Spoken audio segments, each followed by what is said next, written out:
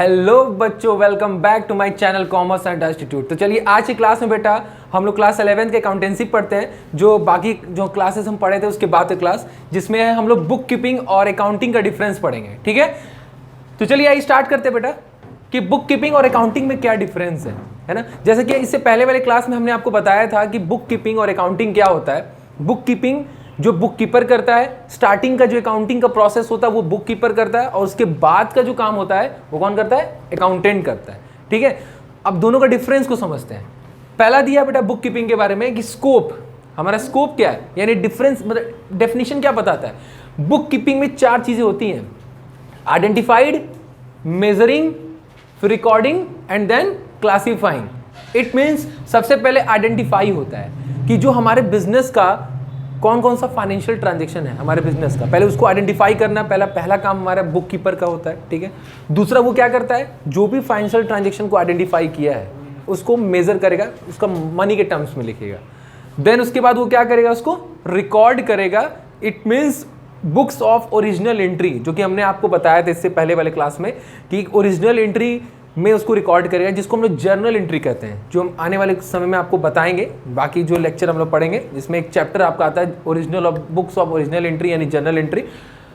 तो फिलहाल अब इतना समझिए कि मनी के टर्म्स में रिकॉर्ड करने के बाद उसको क्या करेगा, उसका ओरिजिनल एंट्री यानी जर्नल एंट्री पास करेगा। ठीक है, देन उसके बाद वो क्या करेगा, उसका क्लासिफाइड करेगा इन सेपरेट अकाउंट में, जिसको कहते हैं लेजर।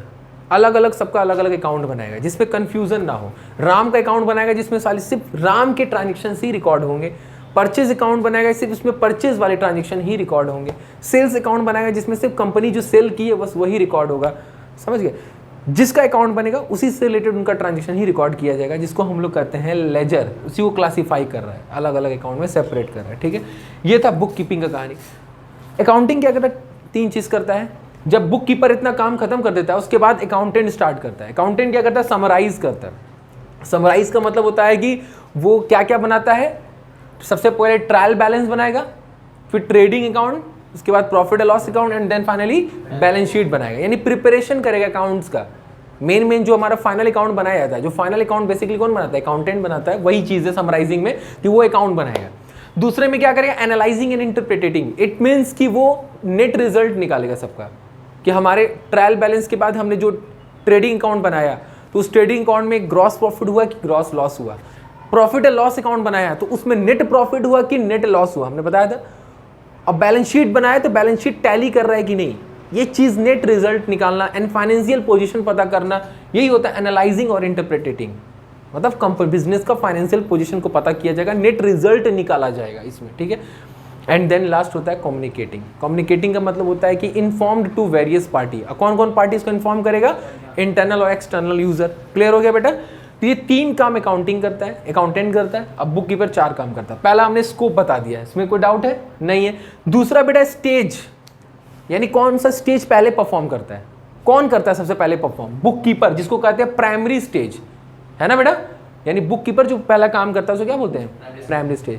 और जो अकाउंटेंट जो परफॉर्म करता है वो कौन सा होता है? सेकेंडरी स्टेज होता है। ठीक है, यानी उसके बाद वाला काम। क्लियर?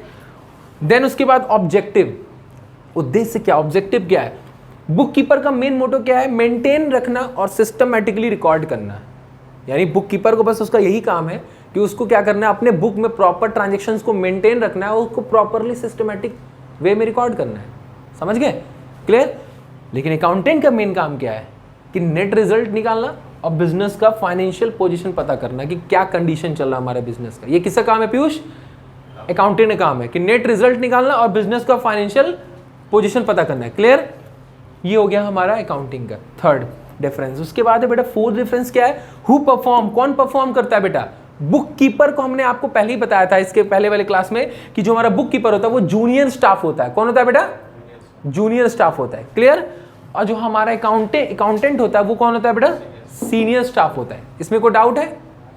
क्लियर है इसमें ना? ठीक। उसके बाद बेटा है नॉलेज लेवल। नॉलेज लेवल को ध्यान दीजिएगा बेटा। नॉलेज लेवल हमारा बुक कीपर के लिए कितना नॉलेज होना चाहिए? लिमिटेड नॉलेज होना चाहिए। एक स्पेसिफाइड नॉलेज होता है कि इतना ही नॉलेज बुक कीपर को होना चाहिए। It means limited level of knowledge होता है बुक कीपर के पास as compare to accountant. Accountant के पास किस लेवल का नॉलेज होता है? हाई लेवल का नॉलेज होता है। ठीक है, तो ये आप दोनों का इनका डिफरेंस था, इसको बेटा नोट कर लीजिए आप लोग। तो चलिए बेटा अब हम लोग जानते हैं बेटा अकाउंटिंग और अकाउंटेंसी का डिफरेंस, ठीक है। तो आइए बेटा हम लोग देखते हैं अकाउंटिंग और अकाउंटेंसी में क्या डिफरेंस है। बेटा देखिए कई लोगों ने बहुत कंफ्यूजन होता है कि अकाउंटिंग अकाउंटेंसी दोनों में क्या डिफरेंस है, क्या होता है दोनों में डिफरेंस।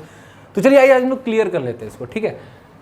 पहले मीनिंग का डिफरेंस जानते हैं। मीनिंग में क्या बता रहा है कि अकाउंटिंग एक लैंग्वेज है, अकाउंटेंट्स क्या लिखा है, it is a language which are record classifying and summarising of transaction. ये एक लैंग्वेज होता है बेटा, जिसमें लैंग्वेज का मतलब होता है कि एक नियम, एक तौर तरीका है जिसमें हम लोग क्या करते हैं, रिकॉर्ड करते हैं, क्लासिफाई करते हैं और उसको समराइज करते हैं। समझ गए? तो ये एक वे ऑफ लैंग्वेज हो गया ना।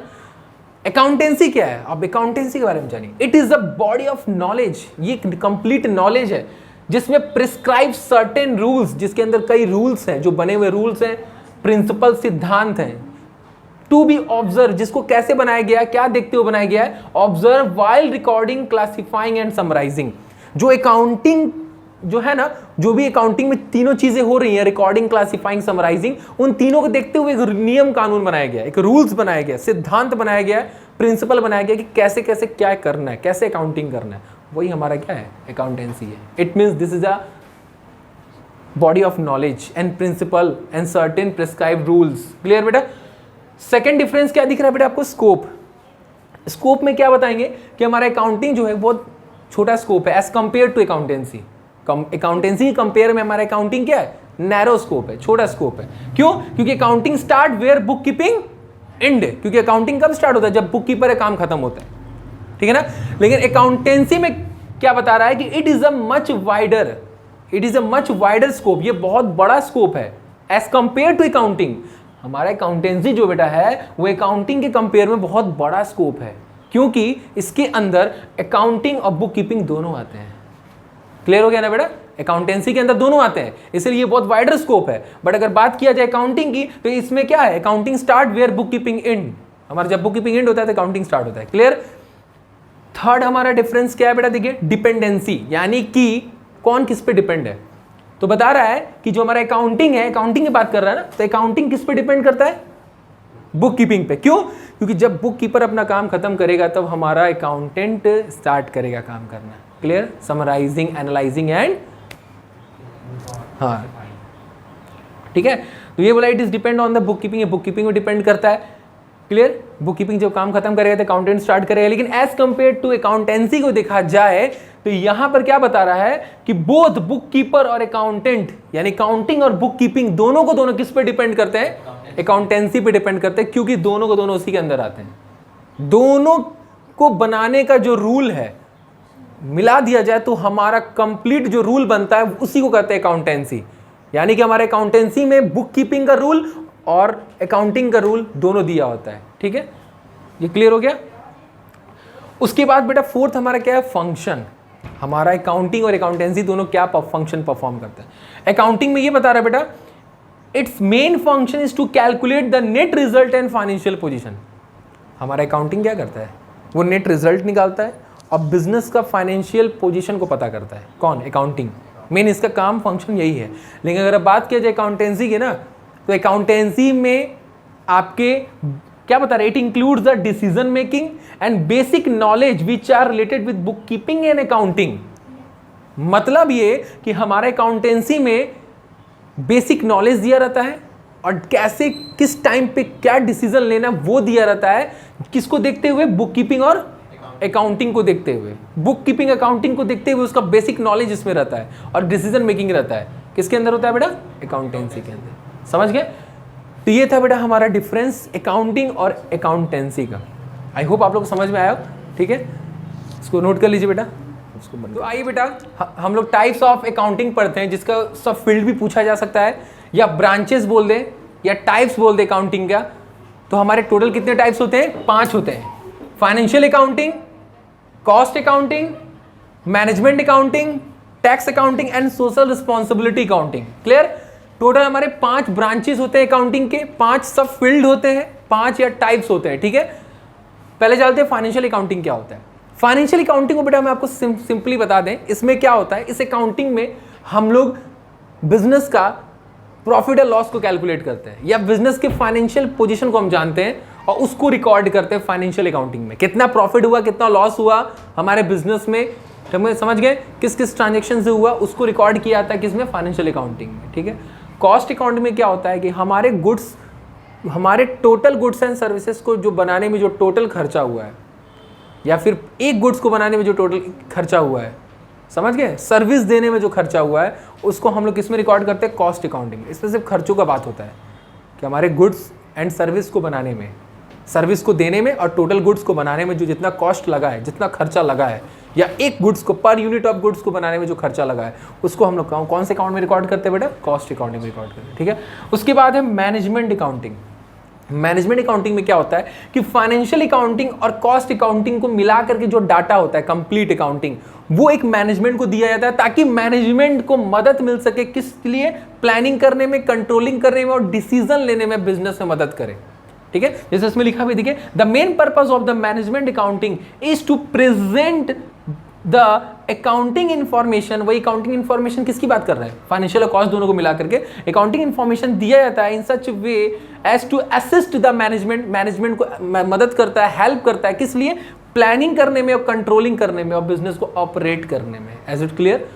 ये होता है हमारे किस अकाउंटिंग में होता है, मैनेजमेंट अकाउंटिंग में होता है, जो मैनेजमेंट को असिस्ट करता है, हेल्प करता है। उस सारे उसमें अकाउंटिंग में मैनेजमेंट का पूरा कंप्लीट रिकॉर्ड होता है, जिसको लेकर मैनेजमेंट डिसीजन लेता है। ठीक है। टैक्स अकाउंटिंग में क्या होता है बेटा, इसमें टैक्स से रिलेटेड रिकॉर्डिंग होता है। जैसे इसमें कितना हम सरकार को टैक्स पे कर रहे हैं, कितना सरकार ने हमको सब्सिडीज दिया, कितना जीएसटी पे कर रहे हैं, कितना इनकम टैक्स पे कर रहे हैं, उसको हम लोग किसके अकाउंटिंग में रिकॉर्ड करते हैं, ओनली टैक्स अकाउंटिंग में उसको सेपरेटली रिकॉर्ड किया जाता है। एंड देन हमारा है सोशल रिस्पॉन्सिबिलिटी अकाउंटिंग। इसमें क्या है कि आप समाज के लिए जो भी कर रहे हो, जैसे हम बिजनेसमैन हैं तो आपको पता है ना कि बिजनेस हमारा कैसे चलता है बेटा, समाज को सर्विस देके, गुडविल कमा के, रेपुटेशन, इज्जत कमा के। क्योंकि देखिए बेटा, आप प्रॉफिट पे ही ध्यान दोगे तब तो आप बिजनेस आपको चल नहीं पाएगा। आपके बिजनेस को ऑपरेट करना है, कंटिन्यूसली रन करवाना है, तो आपके लिए मोस्ट इंपॉर्टेंट क्या है कि समाज में इज्जत कमाना, गुडविल कमाना। तो गुडविल कमाने के लिए आप जो जो समाज के लिए सोशल सर्विस दे रहे हो, जो जो आप सर्विस प्रोवाइड कर रहे हो, जो जो समाज को जो फैसिलिटीज़ दे रहे हो, जो छूट दे रहे हो, जो भी चीज़ कर रहे हो, सरकार सोसाइटीज़ में बेरोजगार को रोजगार दे रहे हो, एम्प्लॉयमेंट प्रोवाइड कर रहे हो, रिजनेबल प्रोडक्ट को कम प्राइस में बेच रहे हो, good quality of goods provide कर रहे हो, है ना, by one get one product free में दे रहे हो, तो जो भी समाज के लिए जो भी आप फैसिलिटी दे रहे हो, जो भी सर्विस दे रहे हो बेटा, उसको किस अकाउंट में रिकॉर्ड करते हैं, सोशल रिस्पॉन्सिबिलिटी अकाउंट में। जो जो समाज के लिए किए हो वो सारा किस अकाउंट में रिकॉर्ड होगा, सोशल रिस्पॉन्सिबिलिटी अकाउंट में। ठीक है भाई। Social responsibility accounting is the process of identifying, measuring and communicating the contribution of the business to the society. आपने क्या सोसाइटी के लिए कंट्रीब्यूशन किया, क्या डिस्ट्रीब्यूट किया, क्या सर्विस दिया, क्या फैसिलिटीज़ दिया, वो चीज़, जो भी चीज़ आपने किया है सोसाइटी के लिए, वो सोशल रिस्पॉन्सिबिलिटी अकाउंटिंग में रिकॉर्ड होता है। तो हमारे, आप लोगों ने जान लिया कि हमारे अकाउंटिंग के हमारे कितने टाइप्स होते हैं, 5 होते हैं। फाइनेंशियल अकाउंटिंग, जिसमें हम लोग प्रॉफिट और लॉस को कैलकुलेट करते हैं, बिजनेस के फाइनेंशियल पोजीशन को जानते हैं। कॉस्ट अकाउंटिंग में क्या होता है कि हमारे गुड्स एंड सर्विसेज को बनाने में जो खर्चा लगा है उसको कॉस्ट अकाउंटिंग में रिकॉर्ड करते हैं। मैनेजमेंट अकाउंटिंग में क्या होता है कि इसमें मैनेजमेंट के डिसीजन से रिलेटेड जो भी डिसीजन मैनेजमेंट को लेना है, तो उसके लिए जो भी उनको इंफॉर्मेशन चाहिए, जो भी इंफॉर्मेशन चाहिए, वो मैनेजमेंट अकाउंटिंग में दिया रहता है। जैसे उसमें कौन कौन सा इंफॉर्मेशन रहता है, कुछ फाइनेंशियल रहता है, कुछ कॉस्ट रहता है, उसको मिला करके मैनेजमेंट को दिया जाता है अकाउंटिंग इंफॉर्मेशन, जिसको देख करके मैनेजमेंट डिसीजन लेता है, प्लान करता है, कंट्रोल्ड करता है अपने बिजनेस को। ठीक है। टैक्स अकाउंटिंग में कितना हम सरकार को टैक्स पे कर रहे हैं, कितना सरकार ने हमको छूट दे दी है, जिसको कहते हैं सब्सिडीज़, है ना, तो वो चीज़ हमारे जितना सरकार को हमने दिया, कितना सरकार ने हमें दिया, वो सब चीज़ें टैक्स से रिलेटेड जो भी होती है वो कहाँ रिकॉर्ड होती है, टैक्स अकाउंटिंग में। सोशल रिस्पॉन्सिबिलिटी में क्या होती है, आपने समाज के लिए क्या क्या किया, क्या क्या सर्विस प्रोवाइड किया, जो जो चीज़ किया बेटा, वो सोशल रिस्पॉन्सिबिलिटी अकाउंटिंग में रिकॉर्ड होती है। तो आई होप आप लोग को बेटा ये वीडियो अच्छी लगी हो, तो ज़्यादा से ज़्यादा इस वीडियो को शेयर करिएगा, और बाकी हम लोग मिलते हैं नेक्स्ट वीडियो। तब तक के लिए बाय बाय, टेक केयर।